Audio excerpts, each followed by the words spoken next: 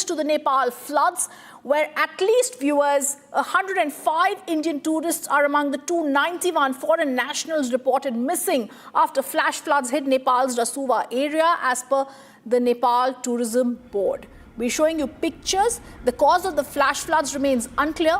The Nepal's flood forecasting division said it's unlikely to have been caused by heavy rain in Rasuwa. The satellite imagery shows the significant rainfall on the Tibetan side.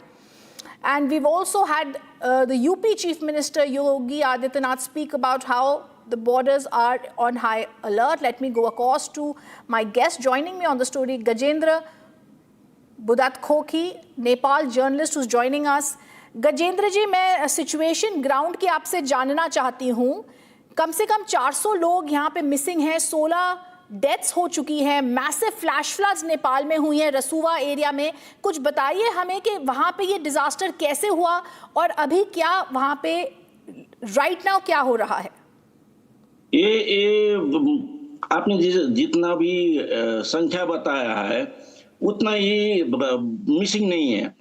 किसी MP ने आज member of parliament पे parliament पे क्या बताया था कि तकरीबन 6 से 8 हजार लोग अभी मिसिंग हैं, और इनमें से बहुत सारे जो आपने संख्या बताया वो सिर्फ फॉरेन 384 ये टूरिस्ट थे, और उनमें से 100 से 105 आपने 105 बताया, उससे ज्यादा एनआरआई भी थे, 37 एनआरआई भी थे।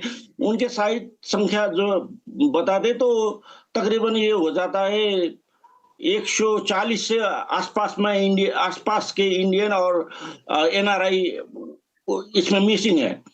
ये 2015 का जो नेपाल का जो अर्थक्वेक था, अर्थक्वेक के बाद में सबसे बड़ा प्राकृतिक प्रकोप है, नेचुरल डिजास्टर है। 6 से 7 जो सिटीज है, एस्टैब्लिश सिटीज है, वो सिटीज टोटली डिवास्ट हो गए हैं। तकरीबन 3000 से 4000 फैमिली डिस्प्लेस हो गए हैं, और अभी तक नेपाल गवर्नमेंट ने कोई फॉर्मल इंफॉर्मेशन वो भी कलेक्ट कर रहा है, चूंकि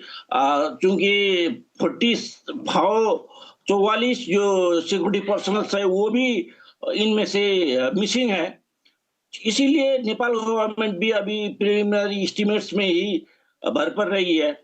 ये नेपाल के लिए इस 2015 की जो अर्थक्वेक थी उससे ज्यादा उससे बड़ी कहूंगा मैं, क्योंकि इसका एक ही इम्पैक्ट नहीं होगा, इससे फूड सिक्योरिटी का भी इम्पैक्ट पड़ेगा। तकरीबन 2 खरब आपका जो इंडियन कैलकुलेशन के विधि से बता दे तो 2000 करोड़ उससे ज्यादा हो जाएगा। 2 लाख करोड़ से ज्यादा की भौतिक क्षति हुई है। 2 बिगेस्ट ब्रिजेस ढह गई है, उसमें से बहुत सारे गांवों का, बहुत सारे सिटीज का संपर्क टूट गई है। मेन हाईवे में अभी नेपाल गवर्नमेंट ने जो पृथ्वी हाईवे बोलते हैं उसमें इसी वजह से अभी व्हीकल्स का आवागमन रोक दिया गया है। नेपाल गवर्नमेंट तदारुकता के साथ अभी रेस्क्यू में जुटी हुई है, और अभी तक की अपडेट यही है। और ये बहुत ही, मैं चाहूंगी गजेंद्र जी आप हमारे साथ रहें। Viewers, these are terrifying scenes that are coming from Rasuwagadhi. There are devastating flash floods that we are seeing on the screen. He is correctly telling us, Gajendra ji, the Nepali journalist who's now joining us live on the story, that the numbers could be much more than we are seeing. We're only talking about the tourist numbers. The scale and the force of the flood is clearly terrifying, as we can see on the screens. And viewers, this is also very careful to understand where it actually started. So मैं गजेंद्र जी आपसे यही पूछना चाहूंगी, नेपाल के बोटे Koshi Tibetan side area में ये alert शुरू हुआ था त्रिशूली बेसन पे, बोटे कोशी से त्रिशूली, फिर नारायणी, फिर गंडक, और शायद ये बिहार की तरफ भी जा सकता है। अभी रेस्क्यू ऑपरेशंस अंडरवे हैं, आपने सरकार से बात की है, अभी वो क्या क्या रेस्क्यू रिहैबिलिटेशन की कोशिश कर रहे हैं? अभी नेपाल के तीनों जो सिक्योरिटी एजेंसीज है, नेपाल पुलिस, सशस्त्र police arms police force and ये जो नेपाल आर्मी, तीनों को यूज किया गया है। और उसके बाद जो भी गवर्नमेंट का इंस्टीट्यूशन है, जो भी परिचालन कर सकते हैं, तीनों जिले का जो सीडीओ के मातहत में जो जितने भी गवर्नमेंट एजेंसीज है, सारे के सारे इसी रेस्क्यू और पुनर्स्थापना के अभी तो पहला प्रायोरिटी तो रेस्क्यू है। रेस्क्यू के बाद में they are carrying to Kathmandu और nearby the hospitals for the treatment. और अभी तक 36 से ज्यादा को काठमांडू लाया गया है उपचार के लिए और ट्रीटमेंट के लिए। पर इतना ही संख्या नहीं है, बहुत सारी क्षति हुई है। दो मेजर सिटीज जो बेत्रावती बोलते हैं, जो त्रिशूली रिवर के किनारे में था, वो टोटली डिवास्ट हो गए हैं। उसमें कितने लोग थे, कितने लोग उसमें से मिसिंग है, अभी तक किसी को पता नहीं है। और जो धादिंग के दो और मेजर सिटीज है, वहां भी कोई बड़ी संख्या में हताहती हुई है। ये नेपाल गवर्नमेंट की तरफ से अभी जो रेस्क्यू का कार्य चल रहा है, मुझे लगता है शाम तक और या कल तक ही डिटेल आ जाएगी कि कितने लोग मिसिंग है, कितने लोग इसमें से अपने जान गंवा बैठे हैं, कितना क्षति हुआ है। पर ये तो मैंने पिछले बार भी कहा था कि 2015 का जो अर्थक्वेक था, अर्थक्वेक में तो सिर्फ भवनें ढही थी, 10,000 लोग का उनमें जान गई थी। यहाँ तो जान जाने की बात नहीं है, भवनें ढहने की बात नहीं है, ब्रिजेस ढहने की बात नहीं है। जो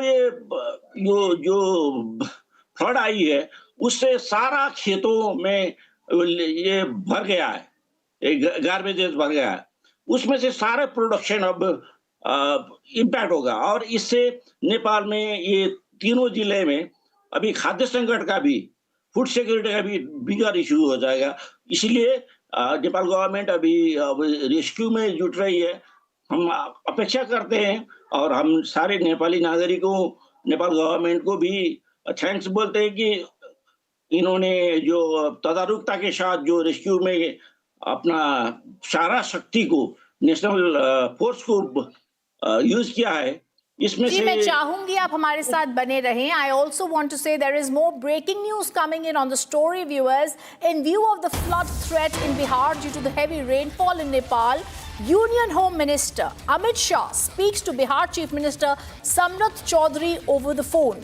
The Home Minister assured the state government of all possible assistance to deal with the potential crisis. The National Disaster Response Force is being mobilized to deal with any emergency situation. So India is on alert. Just a short while ago, we saw a reaction coming in from Uttar Pradesh's Chief Minister Yogi Adityanath. Let me go across to Saurav Yadav. He's joining us from Nepal.